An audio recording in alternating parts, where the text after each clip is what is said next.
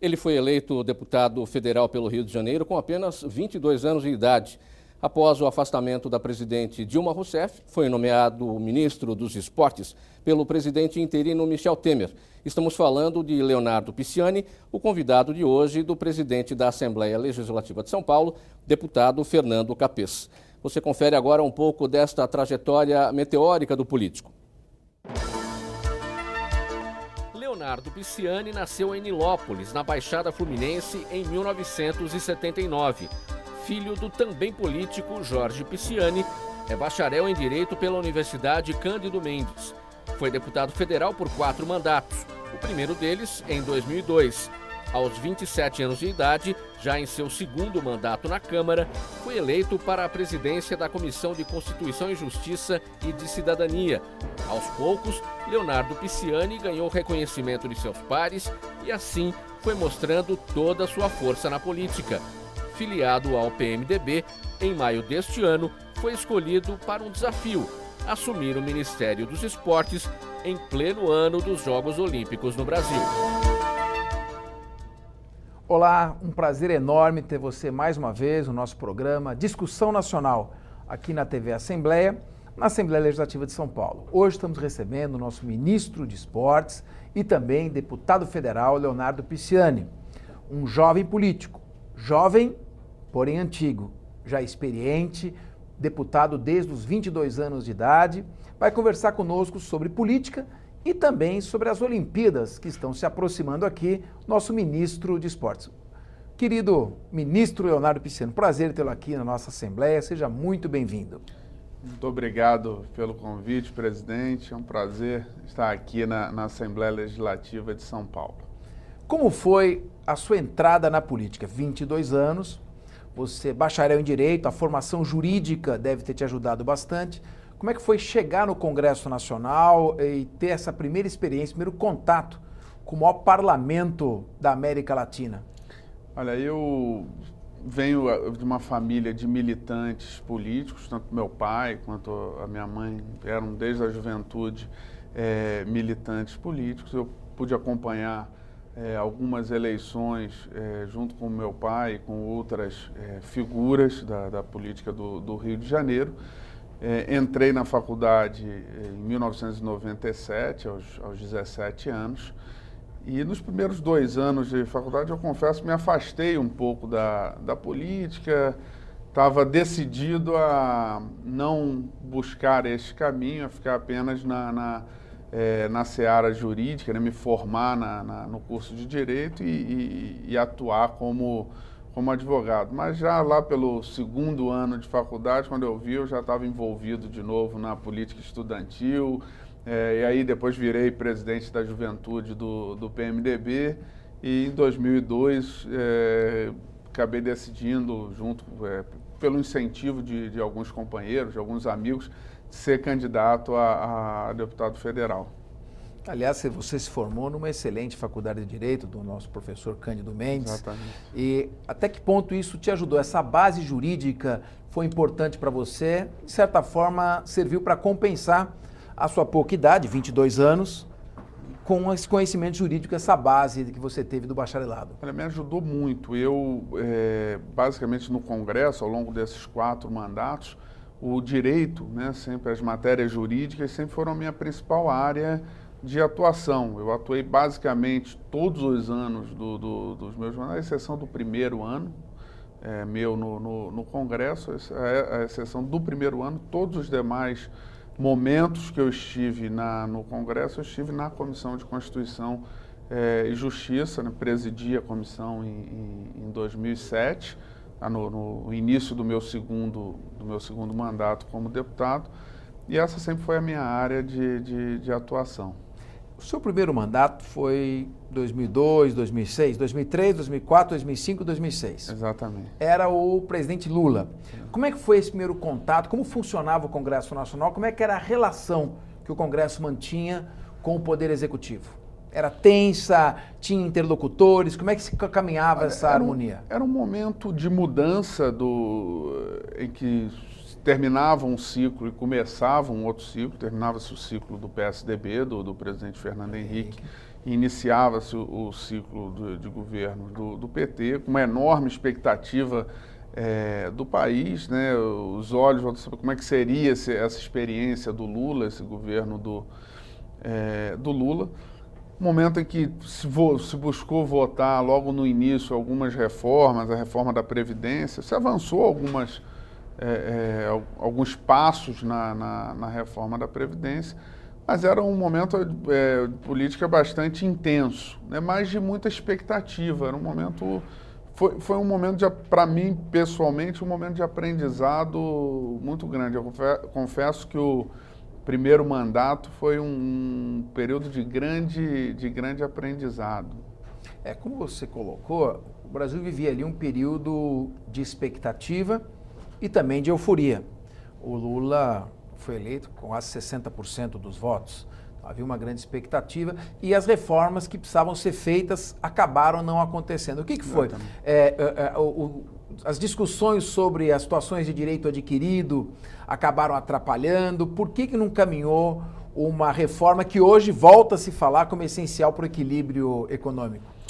Eu acho que houveram questões quando se chegou nos detalhes, que acho que é o mesmo que vivemos hoje. Quando você coloca o tema de forma genérica, todos são favoráveis. Você diz, olha, reforma da Previdência, todo mundo é a favor. Agora, para você, qual reforma da Previdência estão bem colocado. Falando? Então, acho que naquele momento foi a mesma coisa. Era uma reforma que tratava muito do regime exclusivo dos servidores, que, sem dúvida nenhuma, apesar de não ser o grupo mais numeroso da Previdência, sem dúvida, aquele mais organizado. E, portanto, a pressão desses segmentos organizados e o próprio DNA do PT, muito ligado aos sindicatos, muito ligado à política sindical, eu acho que, num determinado momento, se refluiu de avançar. Eu ouvi um economista dizendo o seguinte: se tivesse sido feita a reforma da Previdência em 2003, 2004, respeitando-se todos os direitos adquiridos e mais, todas as situações já iniciadas, ou seja, se começasse a fazer uma reforma da Previdência só para quem entrasse no serviço público, já teríamos 13 anos. Estava na metade do caminho. Você concorda com essa avaliação? Eu concordo. Eu acho que no governo Fernando Henrique se fez algumas mudanças na Previdência. Em 2003 se fez também algumas mudanças, mas se perdeu a oportunidade de avançar um pouco mais. Se tivessem feito nesses momentos, estabelecendo um marco zero, nós já estaríamos com a metade do caminho andado. Eu acho que na Previdência você tem que avaliar 3 situações. Uma de quem já se aposentou. E aí, evidentemente, a minha opinião é que deve se prevalecer o direito adquirido, garantir. Segundo, quem já está contribuindo para o sistema. Deve se estabelecer uma regra de transição, fazer algumas mudanças dentro de um cenário de transição. E a outra situação para quem ainda irá entrar no sistema. E aí se estabelece um marco zero e faz as mudanças a partir dali. Eu acho que desta forma há a possibilidade de se avançar com a reforma da Previdência. Bom, nesse seu primeiro mandato, além de toda essa novidade que você rapidamente se adaptou, tanto que teve destaque, você elegeu, está no seu 4º mandato, você enfrentou a primeira crise política grave do Congresso, o confronto do então deputado Roberto Jefferson com o Zé Dirceu, a questão do mensalão. Como é que isso te repercutiu em você, naquela sua primeira visão? Como se posicionar? Como foi vivenciar essa crise que começou nesse seu primeiro mandato, né, de deputado federal, 2005, e se alastrou no segundo mandato do Lula? Como é que foi isso?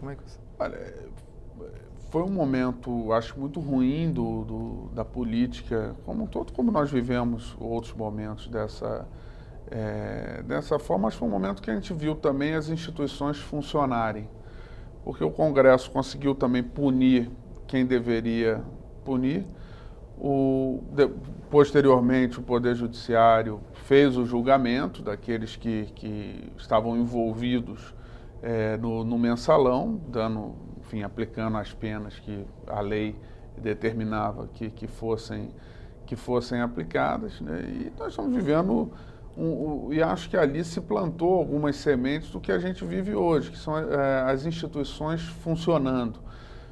Eu creio que a gente tem visto no Brasil é um funcionamento pleno das instituições, porque quem deve investigar está investigando, quem deve acusar quando tem elementos, quando forma o juízo que tem elementos, está acusando, quem é acusado pode se defender, tem o direito à ampla defesa, e o Poder Judiciário, ao final, pode concluir o julgamento e apartar, né, os inocentes dos culpados. Eu acho que isso deve ser o funcionamento que a gente deve esperar do Brasil, um funcionamento em que ninguém esteja acima da lei, em que quem comete qualquer tipo de desvio está sujeito às penas, às penalidades previstas, e quem é inocente tem a possibilidade de comprovar a sua inocência e ter a sua inocência respeitada. Bom, nós estamos falando agora do deputado federal Leonardo Pisciani, reeleito. Seu segundo mandato, que coincidiu com o segundo mandato do presidente da República, Lula, Luiz Inácio Lula da Silva. Como você avaliou no decorrer desse seu segundo mandato o governo Lula?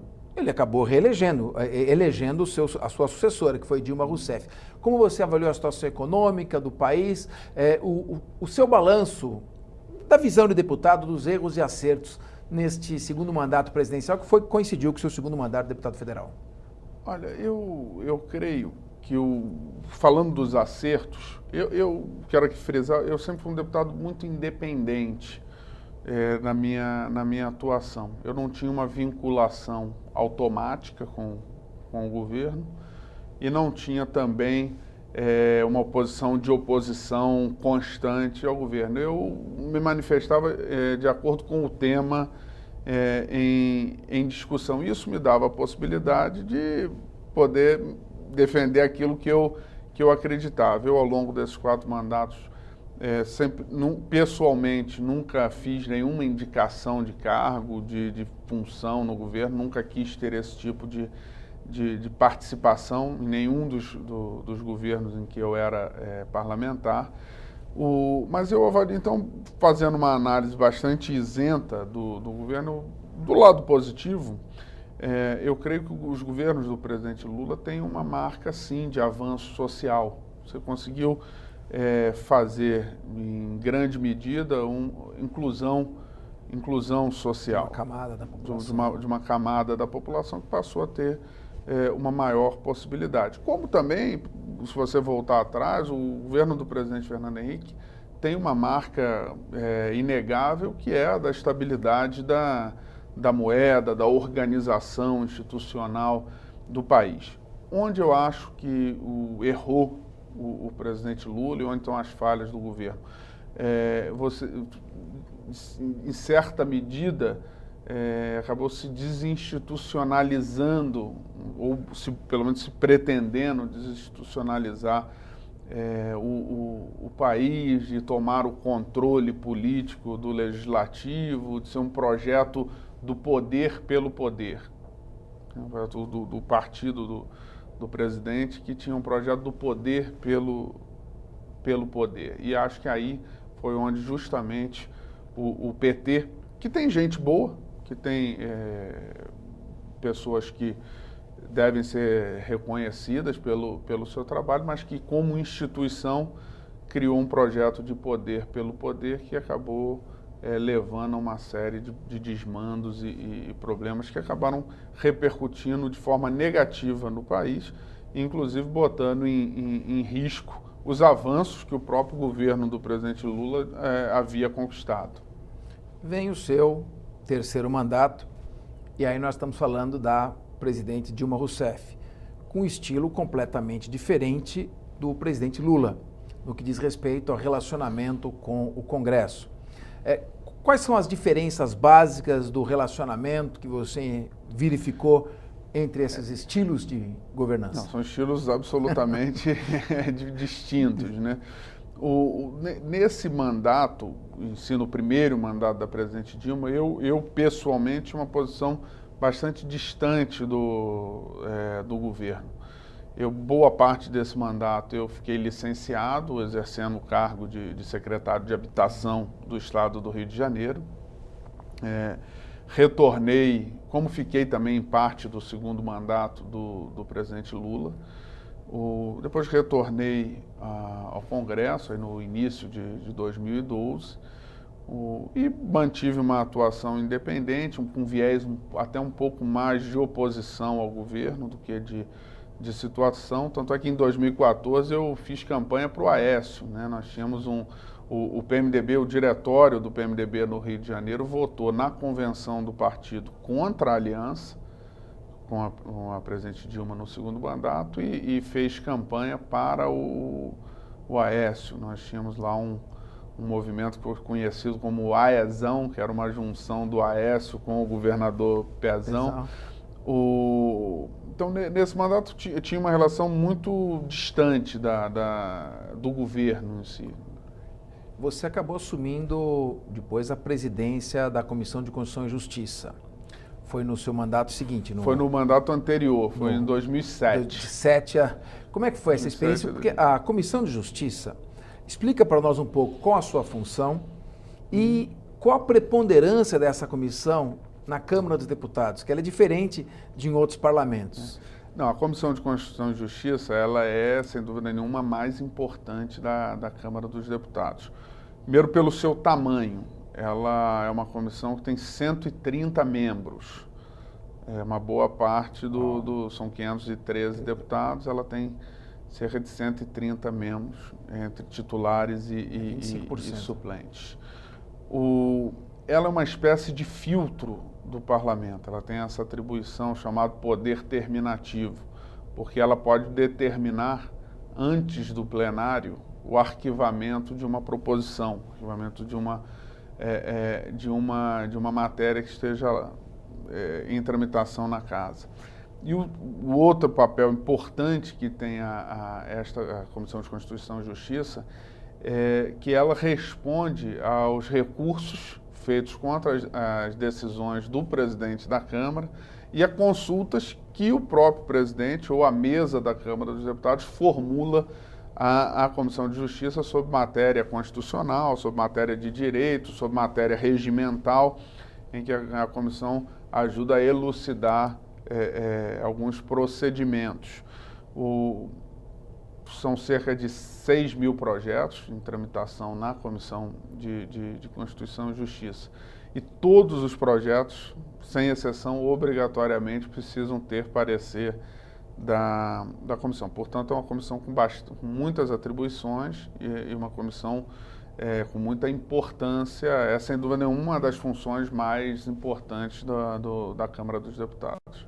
Costuma-se dizer que é mais difícil o projeto passar pela Comissão de Constituição e Justiça da Câmara dos Deputados do que pelo plenário. Ou seja, uma vez que o projeto tramitou, foi aprovado e passou pela Comissão de Justiça, naturalmente o caminho é ser votado e a tendência é ser aprovado no plenário. O que tem de verdade e o que tem de lenda nessa visão?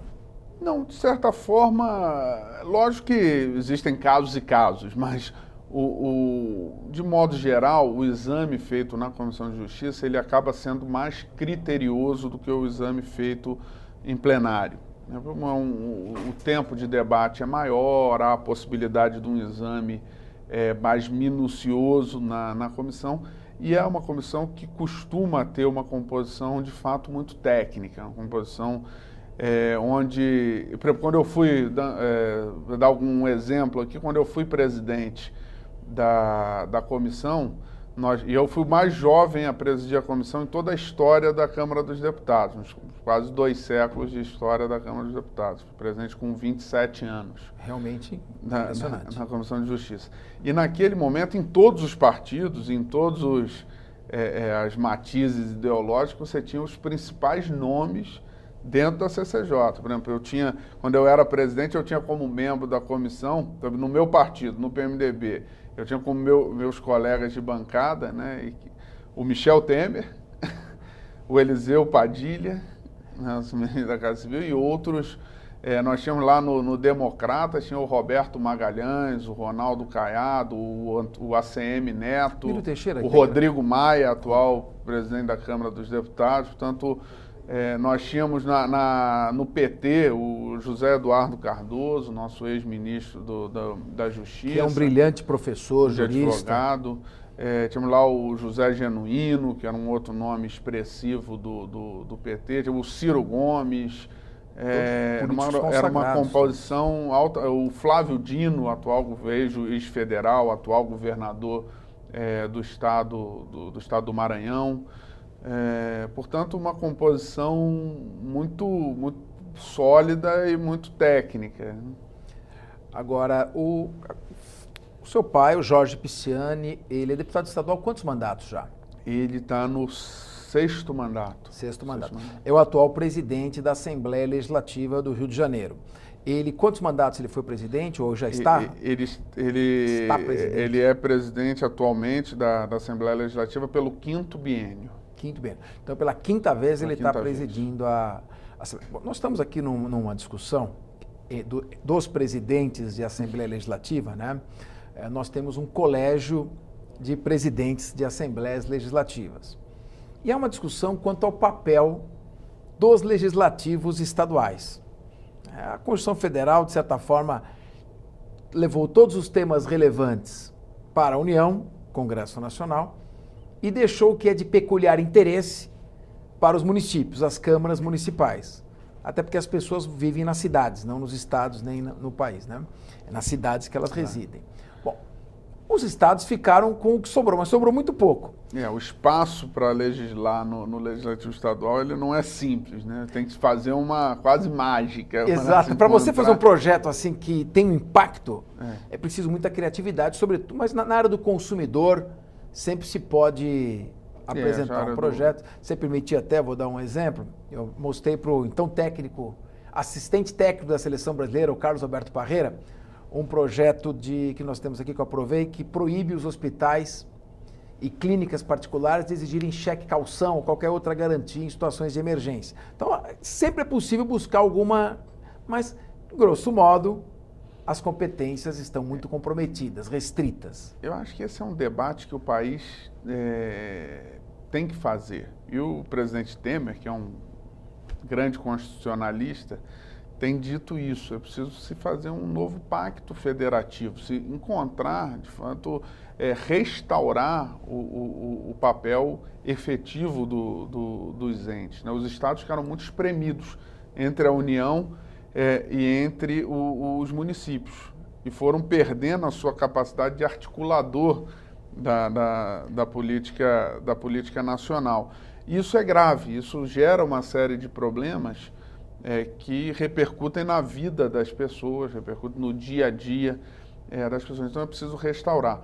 Eu em 2008, quando deixei a presidência da Comissão de Justiça, eu apresentei um projeto que depois eu reapresentei. E aí vou contar por que eu reapresentei.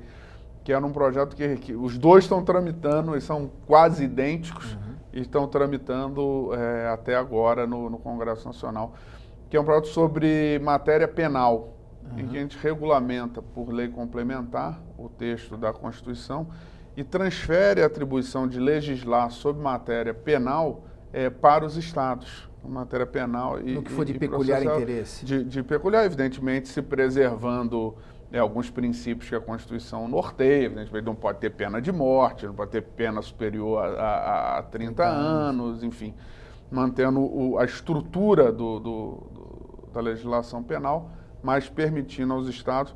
E no ano passado, eu reassinei e reapresentei um projeto desse junto com o deputado Carlos Sampaio. Eu era, à época, líder da bancada do PMDB, ele, à época, líder da bancada... Meu colega de concurso do Ministério Público. Exatamente. Ele, à época, líder da bancada do PSDB na Câmara. Esse foi um projeto que nasceu aqui do governo do Estado de São Paulo, foi muito incentivado pelo governador Alckmin, também pelo então secretário, hoje ministro da Justiça, o Alexandre Moraes. e que nós reapresentamos, né? Então eu creio que são medidas como essa que eu acho que precisam ser discutidas. Lógico, tratou aqui de matéria penal, mas existem outras legislações que podem ser feitas.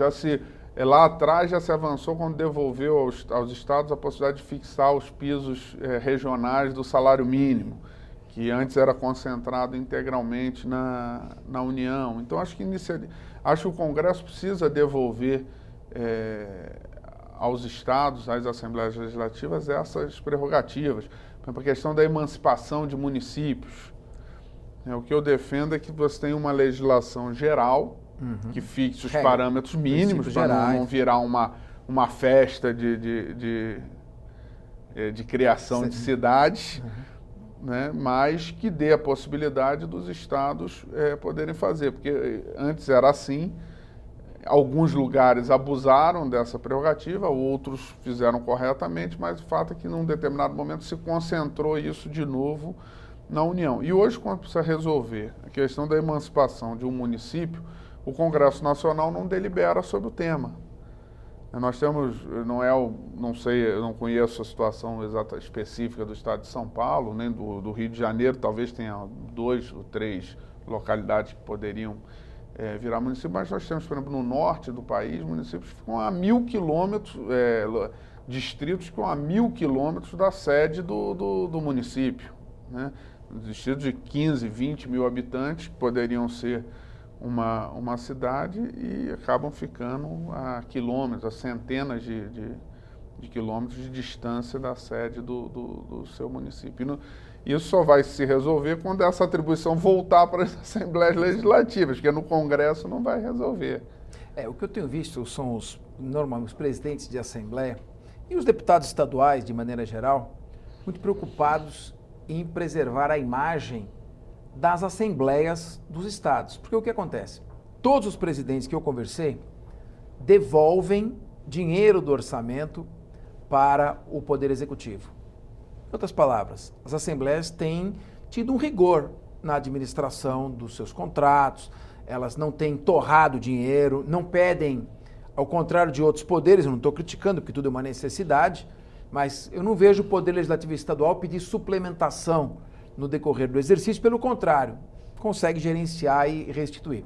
Porém, mesmo assim, ela não fica isenta de críticas, é sempre uma visão para o lado negativo. Ao contrário, nós tivemos no caso do Rio de Janeiro, que no ano passado o governador pediu um empréstimo à Assembleia Legislativa para complementar parte das suas atribuições.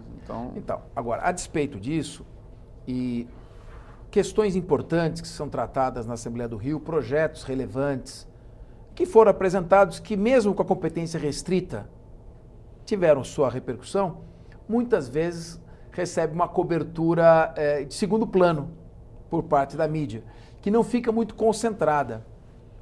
Então, o aspecto, às vezes, negativo é aquele que se procura, e não os aspectos positivos dentro dos legislativos.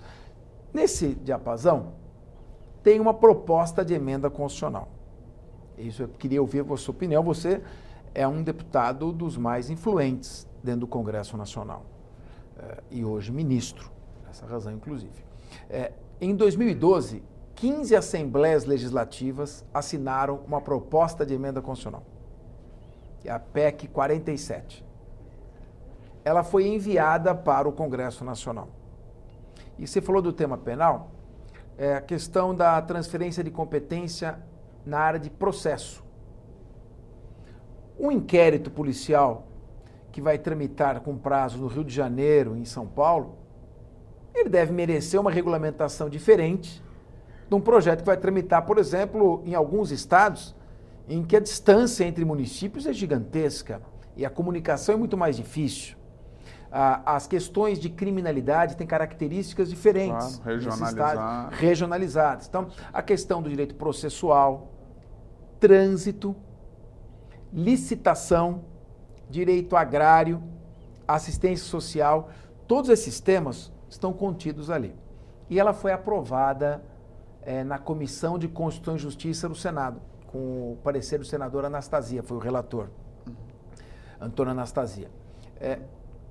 Qual a tua opinião, sendo aprovada no Senado, no plenário, qual a sua opinião sobre opinião não digo, mas assim, sua previsão pela tua experiência dessa tramitação na Câmara dos Deputados? Olha, eu acho que existe um ambiente próprio para aprovação dessa matéria na Câmara dos Deputados.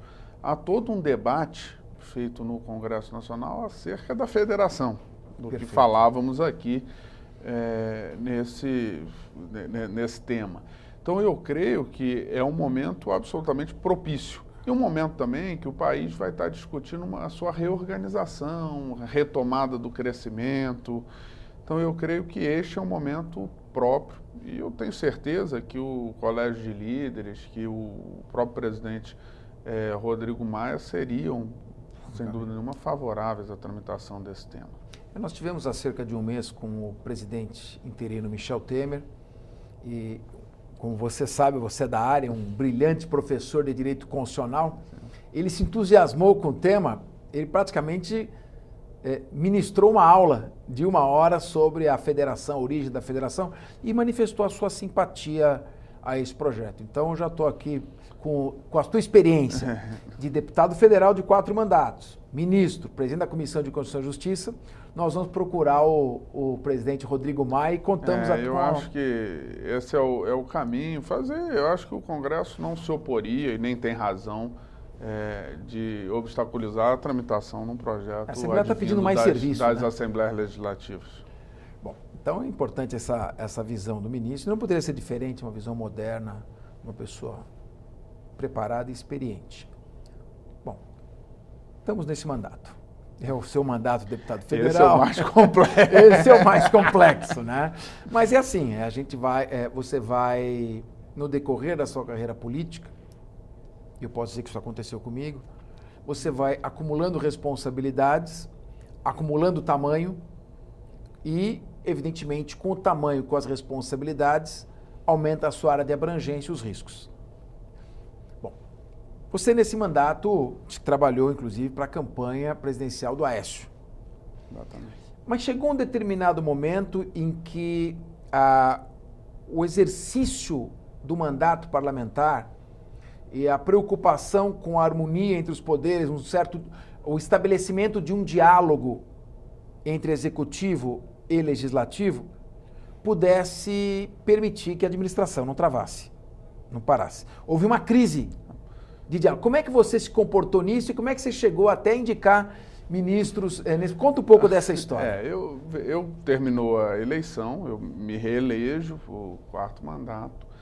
E mesmo sem ter votado no governo, eu disputo a liderança do PMDB, né? Candidato a líder do PMDB. Disputei com o deputado Lúcio Vieira Lima, da Bahia, e venci a disputa por 1 voto de diferença. Uma bancada bastante dividida. O PMDB fazia parte da base do governo naquele momento. A maioria da bancada desejava participar do governo, ajudar o governo, apoiar o governo. E eu, pessoalmente, apesar de ter votado no Aécio, eu tinha compreensão de dizer, olha, a eleição acabou, quem ganhou, que governe, que tem a responsabilidade de governar, e procurei ajudar nesse sentido, como o próprio presidente Temer procurou ajudar, chegando num determinado momento, num momento de crise aguda da relação entre o Poder Legislativo e o Executivo, assumir a coordenação política do governo, assumir a interlocução com o Congresso Nacional. Naquele momento, eu me aproximo mais do governo. Posteriormente, a presidente Dilma me chama, por sugestão do ministro José Eduardo Cardoso, me chama para uma conversa. Eu fui lá, atendi prontamente, ouvi dela o desejo de ter governabilidade, de formar uma interlocução e ganhar governabilidade no Congresso Nacional. Como este era o desejo do PMDB, eu assim o fiz. independente da questão dos ministérios, isso nunca foi o ponto principal, né? Isso foi uma consequência dos desdobramentos que ocorreram meses depois. Meses depois ocorre uma reforma ministerial e a presidente, então, me sinaliza de que gostaria que 2 parlamentares do PMDB, 2 deputados do PMDB, ocupassem o Ministério da Saúde e o Ministério da Ciência e Tecnologia. Eu, então, como líder, levei essa discussão ao plenário da bancada, né, a discussão na reunião da bancada. São quantos deputados?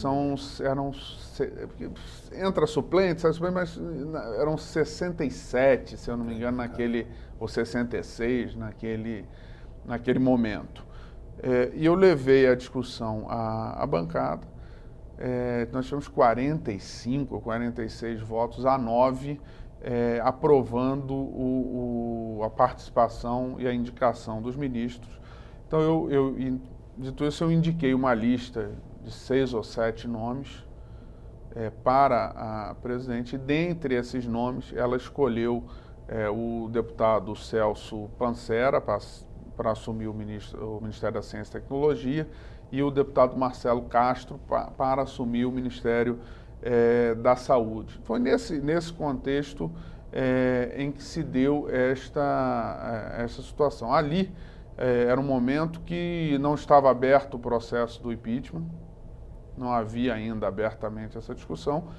O que se discutia naquele momento era encontrar caminhos e possibilidades do país ter governabilidade, do governo conseguir aprovar as medidas que julgava importantes para a retomada do crescimento, para a retomada da atividade do país. Infelizmente, ou felizmente, enfim, mas digo infelizmente, a presidente ela não conseguiu unificar a sua base, não teve capacidade política de criar uma maioria parlamentar não criou condições para que você articulasse, que desse governabilidade. Não é assim uma crítica pessoal, eu até faço, do ponto de vista pessoal, as melhores referências à figura da presidente Dilma.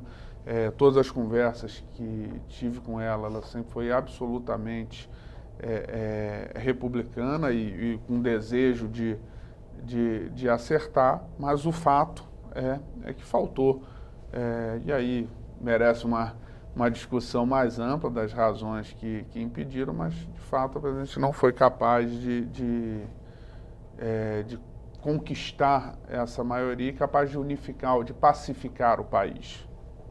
Teve um momento da eleição em que ela foi eleita presidente. Uma eleição bastante conflagrada, dividida. Tumultuada, você teve o seu posicionamento. Teve um momento da gestão em que, autorizado pelo seu partido, você levou conversas para dar governabilidade e um certo diálogo, sem o qual é impossível governar no interesse da sociedade, entre legislativo e executivo.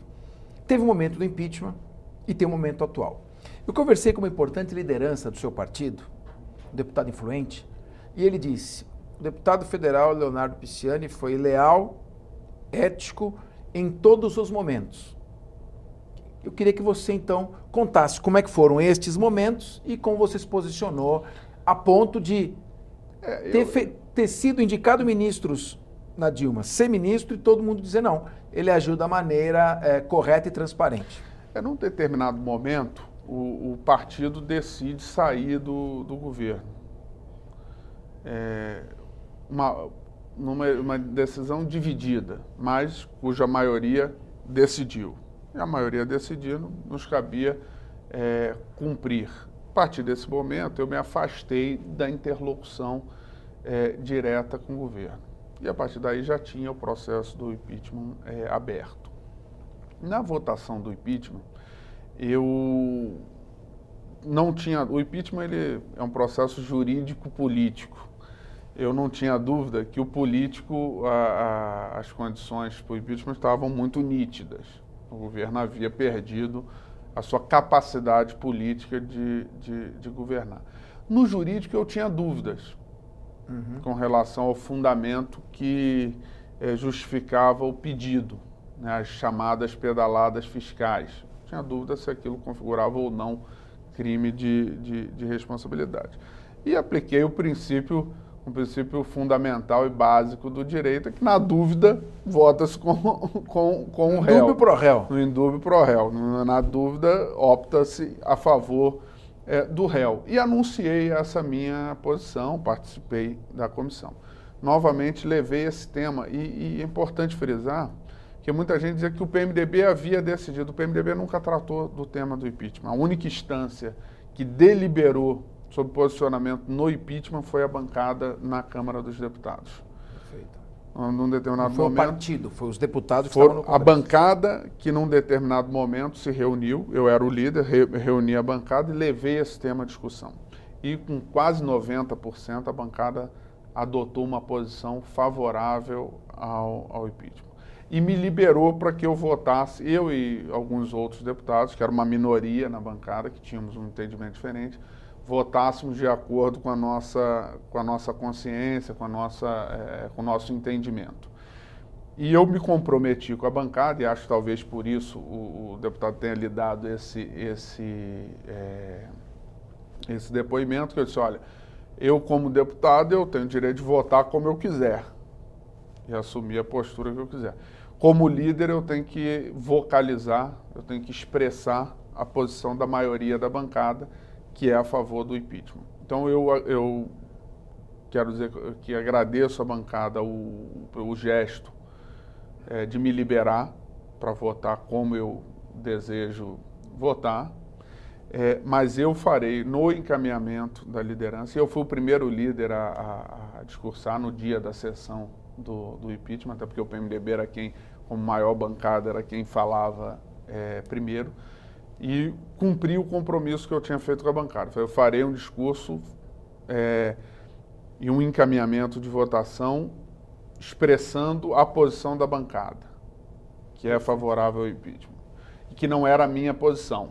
Então, minha posição pessoal. Mas você deixou claro? Não, nem fiz. Foi apenas qual era, relatei com absoluta, e aí com absoluto rigor, com absoluto rigor de correção a posição majoritária da bancada. Afinal de contas, como líder, eu não estava ali numa tarefa individual, e sim numa tarefa coletiva. O segundo ponto, que muita gente diz, você votou contra o impeachment e depois virou ministro do presidente Temer. Você era contra o Temer e depois virou ministro do Temer. Eu falei o seguinte, eu nunca fui contra o Temer. O impeachment, não, pelo menos não que eu saiba, e nunca vi ninguém tratar, nem o próprio presidente Temer, tratar desta forma, como se fosse uma eleição indireta, onde se votava ou na presidente ou no vice-presidente. O impeachment era um processo de impedimento da presidente, cuja consequência foi a assunção do vice-presidente, pelo comando da Constituição, o comando que a Constituição determina. Eu acho que o processo ele foi legal, ele foi constitucional, eu tinha dúvidas jurídicas quanto ao mérito. Posteriormente a isso, uma das regras sagradas do parlamento é o do respeito às decisões colegiadas, às decisões da maioria.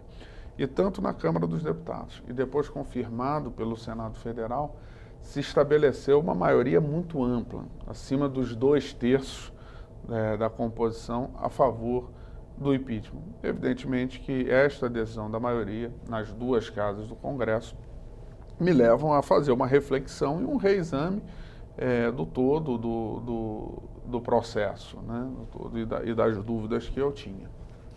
Quando começou a votação do impeachment, iniciou o primeiro voto, havia alguma sensação de que o resultado era imponderável, ou já se tinha ali no ambiente do Congresso, no próprio Poder Executivo, no Palácio do Planalto, a expectativa de que já estava definido? Eu acho que foi uma semana muito em que oscilou muito, né, as posições. Iniciou-se a semana, dia segunda e terça-feira, com a impressão de que o governo venceria a votação, que não haveria impeachment. O governo conseguiria o número que seria capaz de impedir o prosseguimento do processo.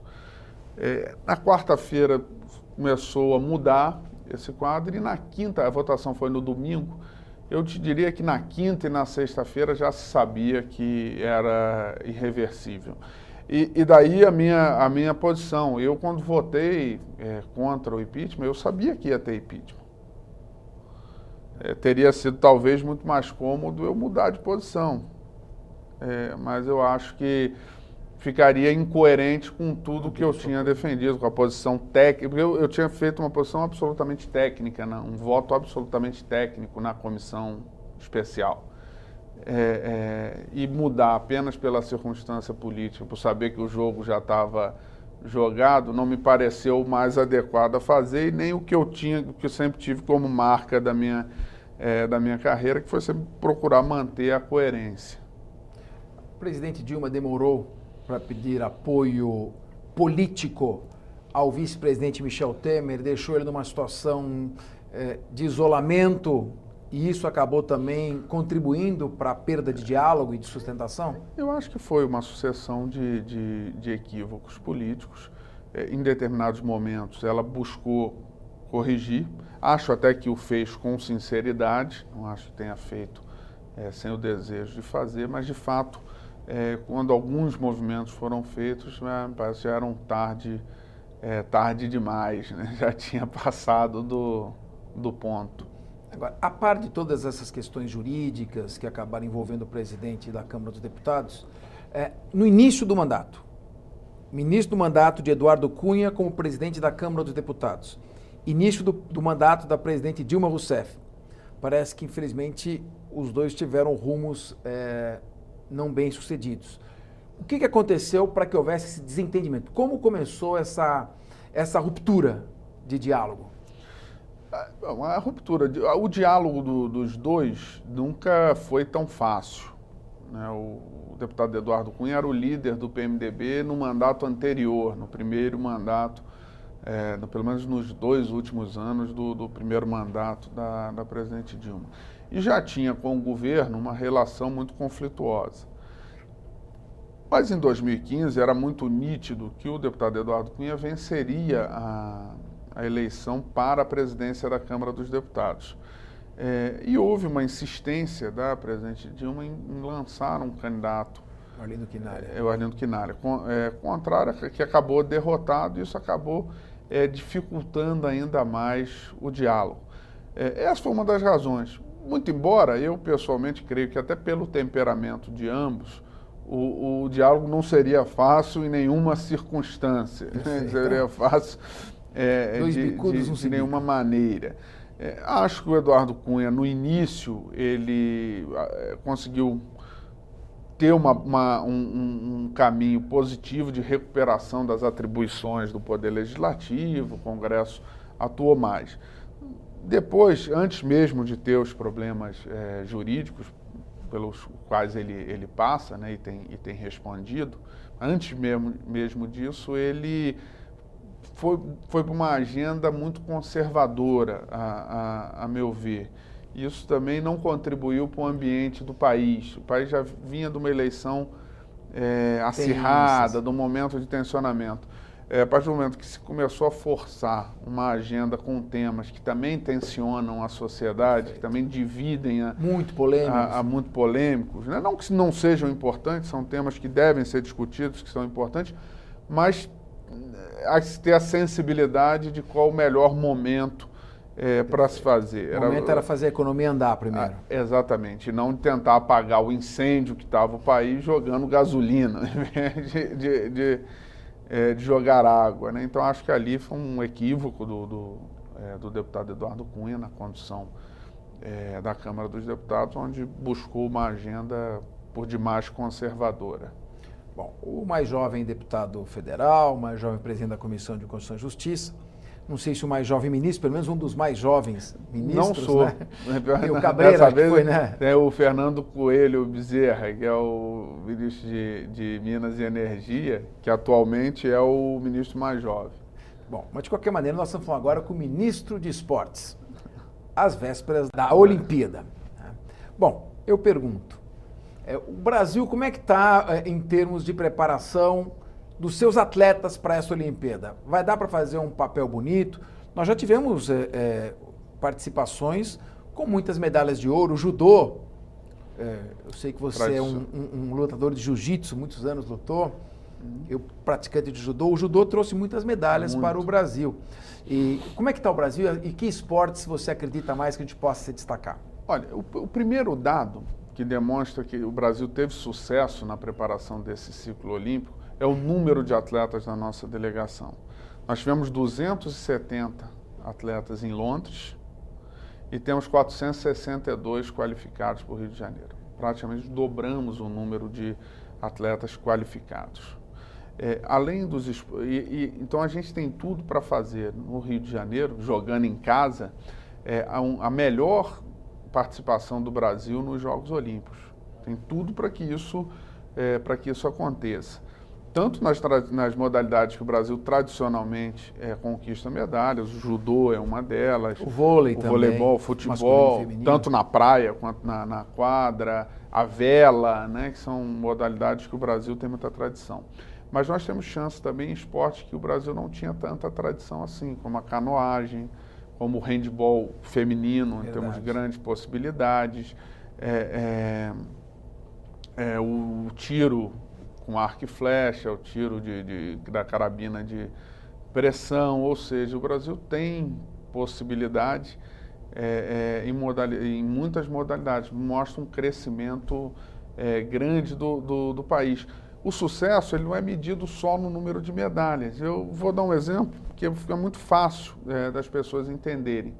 O Quênia tem a previsão de ganhar no atletismo 31 medalhas. Talvez um número parecido com o que a gente ganha nos jogos inteiros, né? O Brasil, a perspectiva nossa, ganha entre 25 e 30 medalhas. Mas o Quênia não é uma potência do esporte, ela é uma potência do atletismo. Perfeito. Então, nem sempre o quadro de medalhas reflete se um país é ou não uma potência esportiva. Eu acho que o quanto mais variado for os nossos bons resultados, conquistas, bons resultados não são só conquistas de medalha, né? Os atletas, por exemplo, chegaram às finais. Um atleta foi finalista, mas não conquistou a medalha, às vezes por 1 milésimo de segundo, às vezes por uma fração, às vezes por 1 ponto.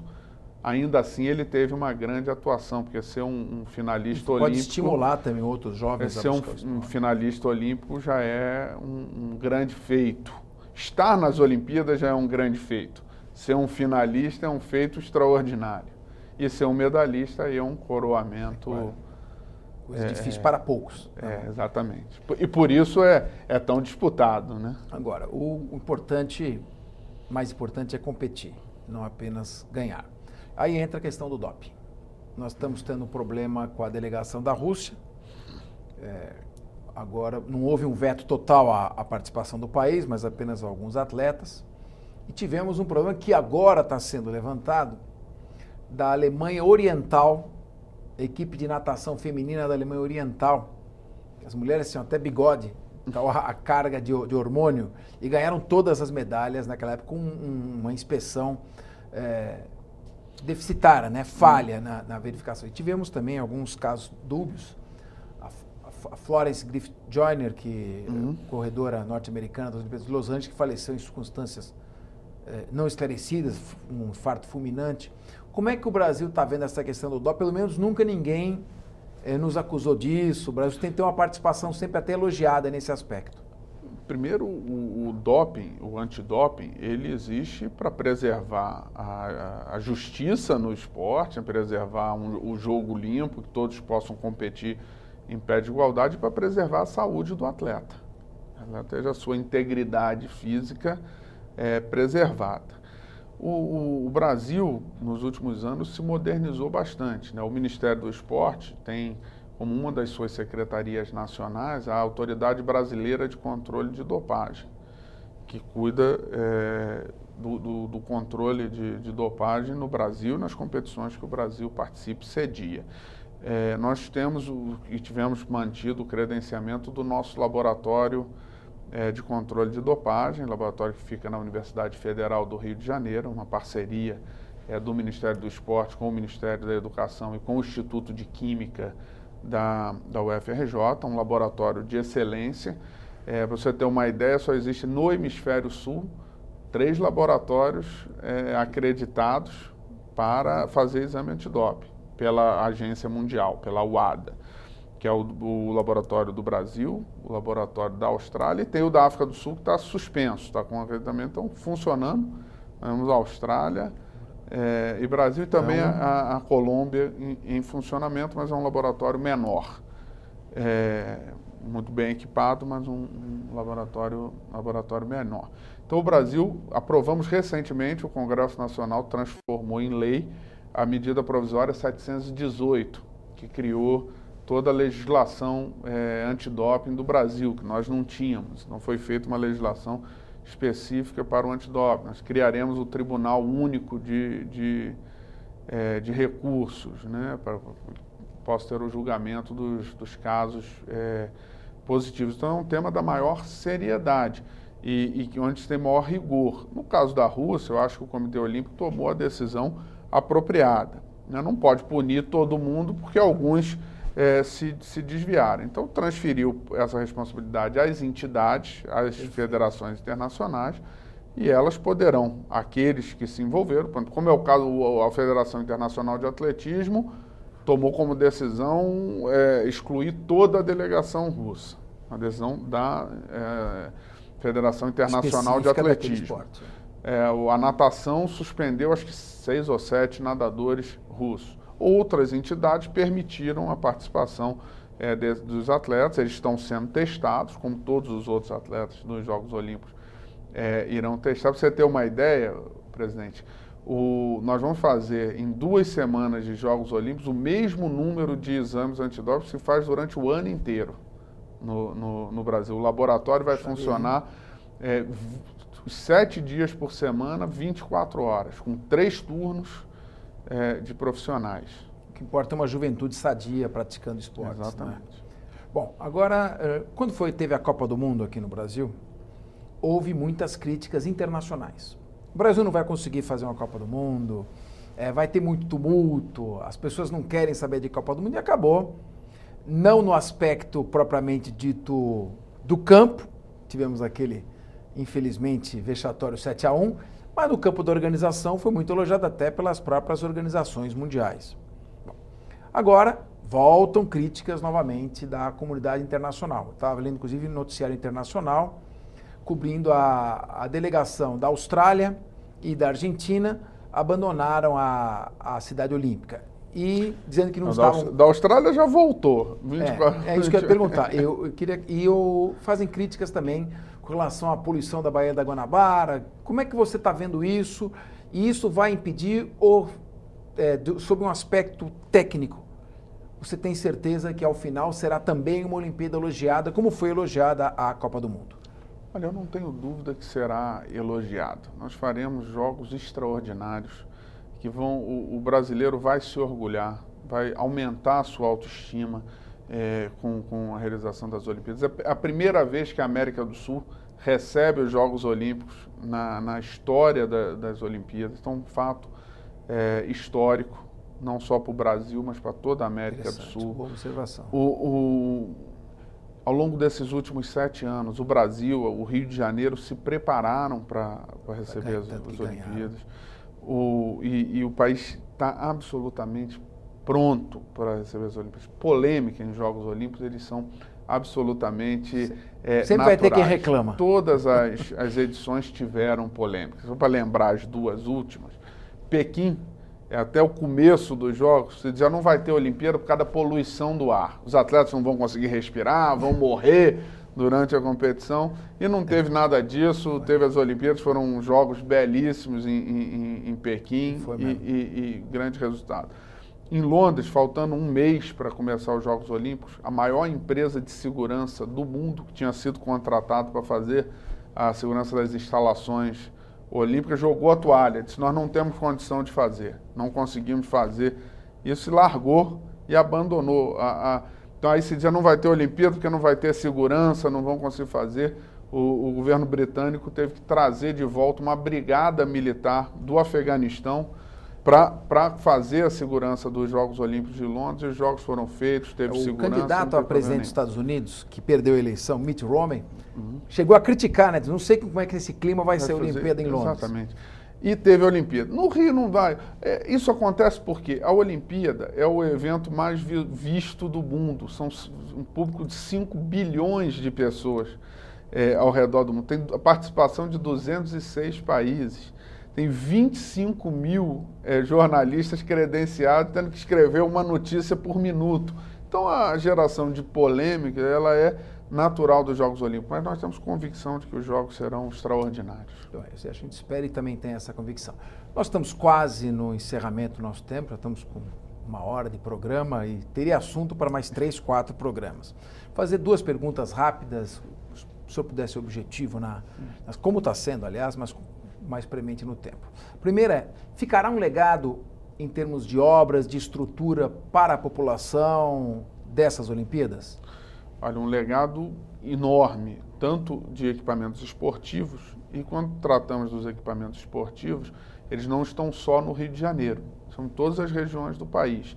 Dando um exemplo aqui bastante rápido, tem aqui em São Paulo, uma parceria do Ministério com o governo do estado de São Paulo, o Centro Paralímpico Brasileiro, que é a Casa do Esporte Paralímpico Brasileiro, um dos mais modernos do mundo. Temos na Bahia, temos em Fortaleza, no Sul, portanto, em todas as regiões do país, além dos equipamentos do Rio de Janeiro. E no caso da cidade do Rio de Janeiro, o ganho, você teve toda a revitalização do porto, que era a região por onde começou a cidade, e que era uma região que estava abandonada, degradada, e que hoje é uma das mais, voltou a ser um cartão postal da cidade, a cidade se reencontrou com a sua história. Isso só foi possível pelas Olimpíadas. Você saiu de 15% da população que era transportada por modais de alta capacidade, trem, metrô, BRT, VLT, e hoje tem 67% da população transportada em modal de alta capacidade. Dobrou o número de túneis da cidade. Portanto, um legado indiscutível e inegável. Para encerrar nosso programa, qual o futuro do político Leonardo Pisciani? O que nos espera em 2018? É muito cedo para falar? Não, é muito cedo, né? Está muito longe, ainda tem eleição esse ano ainda, não dá para pensar uma eleição antes da outra. Agora, o futuro do político está sempre nas mãos do povo, né? O povo é que em 2018 vai dizer se eu devo seguir em frente ou não. Foi um enorme prazer tê-lo aqui no nosso programa. Um prazer grande. E para você, nosso querido telespectador que nos acompanha, uma oportunidade. Ouviu sobre a trajetória política de Leonardo Pisciani, sobre o papel do Ministério dos Esportes nas próximas Olimpíadas, como o ministro acredita que vai ser o desempenho do Brasil e, inclusive, todo esse momento turbulento que passou o Congresso Nacional nos últimos 16 anos, que é quando o ministro exerceu e tem exercido o seu mandato. Até o próximo Discussão Nacional, sempre com um tema importante de abrangência para o seu interesse. Muito obrigado pela sua audiência.